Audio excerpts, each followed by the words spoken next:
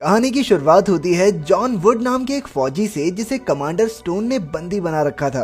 असल में जॉन ने अपने सीनियर ऑफिसर्स के ऑर्डर ना मानते हुए गांव के कुछ लोगों को आजाद कर दिया था। इसलिए कमांडर स्टोन ने जॉन की पत्नी एमिलिया को बंदी बना लिया ताकि जॉन उसे गांव वालों का पता बताने पर मजबूर हो जाए। जॉन ने उसे बताया कि आजाद होने के बाद वो लोग कहाँ गए इस बारे में वो कुछ नहीं जानता, पर स्टोन ने उसकी एक न सुनी और जॉन की आंखों के सामने उसकी पत्नी एमिलिया को गोली से उड़ा दिया। इसके बाद हम जॉन को गहरी नींद से उठते हुए देखते हैं। अब उसकी पत्नी को मरे हुए पूरे 3 साल हो चुके थे, लेकिन उसकी मौत का वो सदमा आज भी उसके दिल में जिंदा था। जब कमांडर स्टोन ने एमिलिया को मारा तो जॉन किसी तरह जंगलों में भागने में कामयाब रहा। अब उसने जंगल में इंसानों से दूर शांति से रहने का फैसला कर लिया था। इसके बाद हम फ्लैशबैक में देखते हैं कि जब जॉन एक फौजी हुआ करता था तो उसे एक गांव के लोगों को जान से मारने के मिशन पर भेजा गया, क्योंकि सरकार को शक था कि इस गांव में जानलेवा वायरस फैल गया है। लेकिन असल में इसका कोई सबूत नहीं था कि गांव वाले वायरस की चपेट में आ गए थे। इसलिए जॉन ने बाकी फौजियों से छिपकर कई लोगों को वहां से भगाकर उनकी जान बचाई थी। लेकिन बदकिस्मती से कमांडर स्टोन को इसकी भनक लग गई और उसने जॉन को देशद्रोही घोषित कर दिया। हालांकि जॉन को उसके किसी अत्याचार से कोई खौफ नहीं था, पर उसने ये सपने में भी नहीं सोचा था कि स्टोन उससे बदला लेने के लिए इस हद तक गिर जाएगा कि वो एमिलिया को मारने से पहले एक बार भी नहीं सोचेगा। खैर, इधर जंगलों में एक रात वो आग सेकते हुए अपनी पत्नी को याद कर रहा था कि अचानक उसे झाड़ियों से अजीब सी आवाजें सुनाई देने लगी। उसने तुरंत अपनी कुल्हाड़ी उठाई और आगे बढ़ा, पर तभी उसके सामने एक औरत आ गई जो बुरी तरह जख्मी थी। फिर अचानक वो बेहोश होकर जमीन पर गिर गई तो जॉन उसे उठाकर अपनी झोपड़ी में ले आया। अगले दिन जब उस लड़की मारिया की आंख खुली तो वो जॉन को देखकर बुरी तरह डर गई। फिर खुलासा हुआ कि मारिया दुनिया की इकलौती इंसान है जो इस जानलेवा वायरस से जिंदा बचकर निकली थी, क्योंकि उसकी रगों में जो खून दौड़ता था वो इस वायरस को खत्म करने की शक्ति रखता था। मारिया काफी डरी हुई थी तो जॉन ने उसे यकीन दिलाया कि वो उसे कोई नुकसान नहीं पहुंचाएगा। फिर उसने देखा कि मारिया के शरीर में गोली लगने का जख्म बढ़ता जा रहा था और अगर गोली नहीं निकाली गई तो उसकी हालत और बिगड़ सकती है। जॉन ने जुगाड़ लगाकर किसी तरह गोली निकालने की कोशिश की, लेकिन मारिया इतना दर्द सह नहीं पाई और बेचारी वहीं बेहोश हो गई। आखिरकार जब जॉन ने गोली बाहर निकाली तो पता चला कि वो गोली थी ही नहीं, बल्कि वो तो एक ट्रैकिंग डिवाइस था जिसके जरिए सरकार मारिया का पीछा कर रही थी। फिर कुछ घंटों बाद जब मारिया की आंख खुली तो उसने जॉन को अपनी कहानी बताई। क्योंकि उसका खून वायरस को मार सकता था, इसलिए सरकार उसके पीछे पड़ी थी और उनसे छिपते छिपाती वो यहाँ तक आ पहुंची। अगर उसका खून सरकार के हाथ लग गया तो वो वायरस को भी अपने कब्जे में कर लेंगे और इस तरह इंसानी जिंदगी भी उनके इशारों पर नाचेगी। ये सुनकर जॉन पूरा माजरा समझ गया और उसने मारिया की हिफाजत करने का फैसला कर लिया। फिर अगले दिन 3 फौजी मारिया का पीछा करते हुए वहां आए और उन्होंने जॉन से घायल लड़की के बारे में पूछा। जॉन ने उनसे झूठ कह दिया कि उसने किसी को नहीं देखा, लेकिन जब फौजी झोपड़ी की तलाशी लेने लगे तो जॉन ने पीछे से उन पर हमला करके 2 फौजियों को मार डाला। फिर जब वो तीसरा सैनिक झोपड़ी में पहुंचा तो मारिया ने उसे गोली मार दी। अभी के लिए तो वो किसी तरह बच गए, पर जॉन को शक था कि और फौजी मारिया को ढूंढते हुए वहां जरूर आएंगे, इसलिए उसने मारिया से छुप जाने को कहा। लेकिन मारिया कहने लगी कि वो फौजियों से लड़ने में जॉन की मदद कर सकती है। आखिरकार जॉन मान गया और वो दोनों अगले हमले का सामना करने के लिए तैयार हो गए। उधर जब 3 फौजी अपने अड्डे पर वापस नहीं लौटे तो उनकी ऑफिसर ग्रे नाइट को शक हो गया, इसलिए उसने सैनिकों का पता लगाने के लिए एक और टुकड़ी को जंगल में भेज दिया। इधर मारिया को डर था कि यहाँ और सैनिकों का हमला होगा, इसलिए उसने जॉन से भाग चलने को कहा।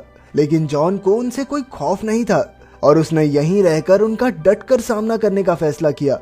फिर उसने मारिया को अपनी जिंदगी की कहानी सुनाई। उसकी दुख भरी कहानी सुनकर मारिया ने उसे हौसला दिया। फिर अगली सुबह उन दोनों ने मिलकर झोपड़ी के चारों ओर बैरिकेड लगाए और कुछ हथियार इकट्ठा करके जॉन ने मारिया को बंदूक चलाना सिखाया। थोड़ी देर बाद कई फौजी वहां आ पहुंचे और उन्होंने मारिया को बंदी बना लिया। फिर उन्होंने जॉन पर भी हमला करने की कोशिश की, लेकिन जॉन ने एक एक को गोलियों से भून दिया और मारिया को भी उनके चंगुल से बचा लिया। हालांकि अब सभी फौजी मारे गए थे, लेकिन खतरा अभी टला नहीं था, क्योंकि जॉन जानता था कि कमांडर स्टोन और ग्रे नाइट जल्द ही फौज लेकर मारिया को पकड़ने आएंगे। अब मारिया को काफी चिंता होने लगी, पर फिर जॉन ने उसे अपने हथियार दिखाए जो उसने काफी समय से ऐसे ही हमले के लिए इकट्ठा कर रखे थे। इससे मारिया में भी जोश आ गया और उन दोनों ने अगले हमले के लिए सारे हथियार तैयार कर लिए। फिर अगले दिन मारिया नदी किनारे फौजियों के लिए शिकार बनकर बैठ गई ताकि वो कमांडर स्टोन की फौज का ध्यान भटका सके। कुछ ही समय में स्टोन की फौज वहां आ पहुंची और उन्होंने मारिया को बंदी बना लिया। फिर एक फौजी ने स्टोन को खबर दी कि लड़की अब उनके कब्जे में है। ये सुनकर कमांडर स्टोन ने उन्हें मारिया को तुरंत वहां से ले जाने का आदेश दिया, क्योंकि उन्हें मारिया को जिंदा पकड़कर सरकार को सौंपना था।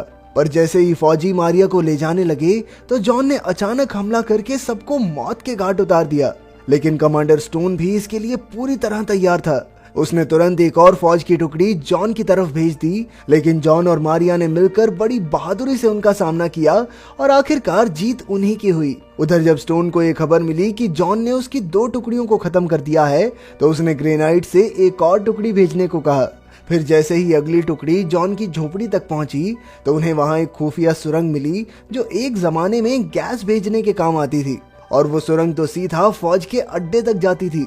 सैनिकों ने तुरंत इसकी खबर कमांडर स्टोन को दी और उसने सुरंग के अंत पर अपने फौजी तैनात कर दिए ताकि अगर जॉन और मारिया सुरंग से भागें तो स्टोन उन्हें वहीं दबोच सके। लेकिन जैसे ही जॉन और मारिया बाहर आए उन्होंने फौज पर जोरदार हमला बोल दिया और सबकी हड्डी पसली एक कर दी।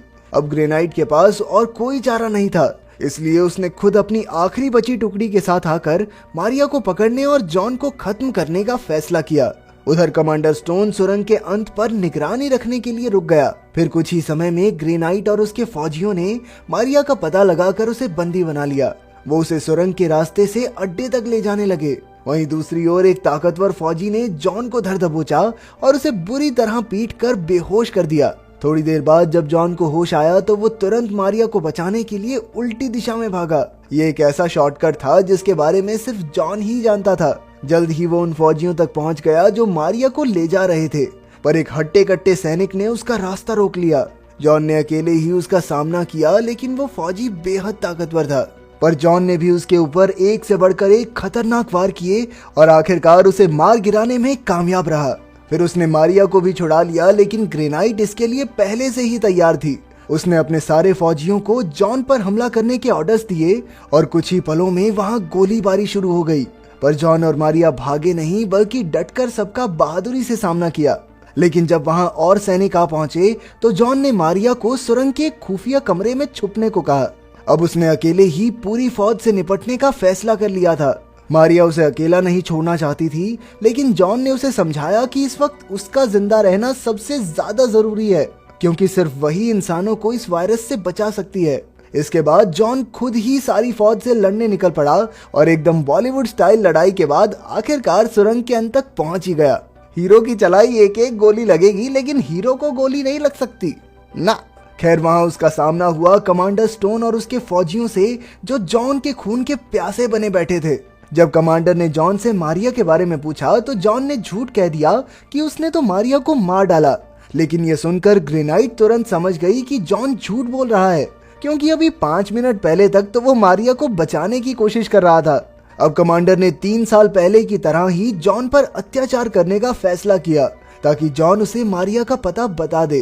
फिर स्टोन के आदमियों ने जॉन को बेरहमी से पीटा और आखिरकार जॉन हार कर उन्हें मारिया का पता बताने को राजी हो गया। लेकिन इससे पहले उसने कमांडर स्टोन को मुकाबले के लिए ललकारा। वैसे कमांडर को उससे लड़ने की कोई जरूरत नहीं थी, लेकिन बात अब इज्जत पर आ गई थी, इसलिए वो भी मान गया और दोनों में कांटे की टक्कर होने लगी। लेकिन जैसे ही जॉन जीतने वाला था तो कमांडर स्टोन ने धोखे से बंदूक निकालकर उसके सर पर तान दी, पर जॉन पर इसका कोई असर नहीं हुआ और वो बिना डरे आगे बढ़ता रहा। कुछ ही पलों में उसने स्टोन की बंदूक छीन ली और उसी के आदमियों के सामने उसे मौत के घाट उतार दिया। स्टोन के मरते ही ग्रे नाइट काफी खुश हुई, क्योंकि अब सारी ताकत उसके हाथ में आ गई थी। तभी अचानक मारिया हाथों में बॉम्ब्स लेकर सुरंग से बाहर निकली। उसने ग्रे नाइट को धमकी दी कि अगर जॉन को कुछ भी हुआ तो वो सबको बॉम्ब से उड़ा देगी। फिर उसने जॉन की जान के बदले खुद को ग्रे नाइट के हवाले करने का फैसला किया। ये सुनकर ग्रे नाइट भी तुरंत राजी हो गई, क्योंकि उसे मारिया को जिंदा पकड़ना था। आखिरकार ग्रे नाइट और उसके फौजी मारिया को पकड़कर ले गए और जॉन शांत खड़ा ये सब देखता रहा। वो समझ गया था कि वो अकेला बिना हथियारों के इतने सैनिकों का मुकाबला नहीं कर सकता, और अगर उसे मारिया को बचाना है तो उसे कोई और तरीका ढूंढना होगा। अगर वीडियो पसंद आई तो लाइक कर देना, चैनल को सब्सक्राइब कर देना। मिलते हैं अगली वीडियो में।